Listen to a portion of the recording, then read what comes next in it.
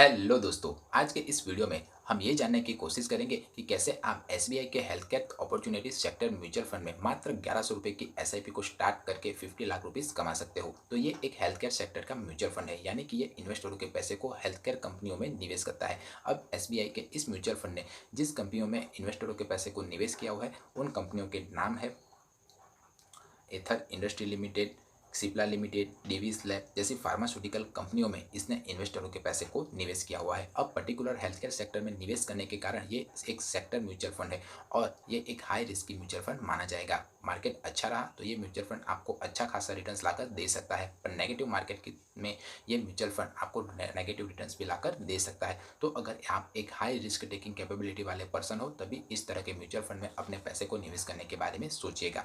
अब इस mutual fund ने 1 साल में 32.5% का, 3 साल में 20.1% का, 5 साल में 19.3% का और ऑल ओवर 16.7% का रिटर्न्स अपने इन्वेस्टरों के पैसे को लाकर दिया हुआ है। उसने अपने कैटेगरी एवरेज के रिटर्न्स को हर बार बीट किया हुआ है और जो म्यूचुअल फंड अपने कैटेगरी एवरेज के रिटर्न्स के बेंचमार्क को बीट करता है वो मेरे हिसाब से तो एक अच्छा म्यूचुअल फंड माना जाएगा। अब हम एसआईपी कैलकुलेटर को खोल के जानने की कोशिश करते हैं कि हम हमारे 1100 रुपये की एसआईपी से कितनी जल्दी 50 लाख रुपीस कमा सकते हैं। तो हम जो एवरेज रिटर्न्स कंसीडर कर रहे हैं वो अराउंड 16.7% का है। अब हम हमारे 1200 रुपये की एसआईपी स्टार्ट कर रहे हैं। अगर हम 10 सालों तक इस म्यूचुअल फंड में निवेश करें तो हमारी जो इन्वेस्टमेंट वैल्यू होगी वो अराउंड 1,44,000 रुपीज़ के आसपास होगी और उसके सामने हमें 2,27,686 रुपीज़ मिलेंगे। अगर 20 ईयर तक हम इस म्यूचुअल फंड में कंटिन्यू रहते हैं और 16.7% का एवरेज रिटर्न हम कंसीडर करके चले तो हमें उसके सामने 20,35,539 रुपीज़ मिलेंगे। और 25 ईयर तक हम इस म्यूचुअल फंड में अगर बने रहते हैं तो हमारी जो इन्वेस्टमेंट वैल्यू होगी वो अराउंड 3,60,000 रुपीज़ के आसपास होगी और उसके सामने हमें 50,77,504 रुपीज़ के आसपास मिलेंगे।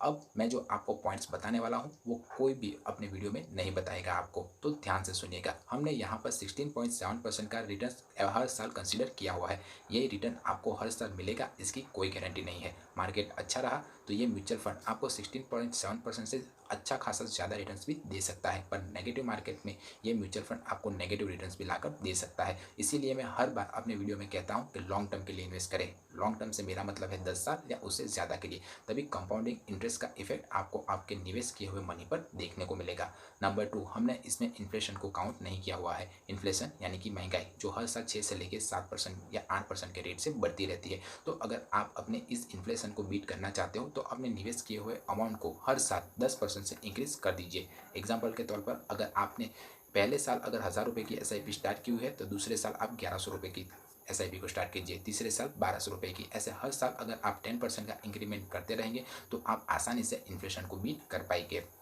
वीडियो कैसा लगा है, वीडियो इन्फॉर्मेटिव लगा है तो मुझे कमेंट करके बताइए।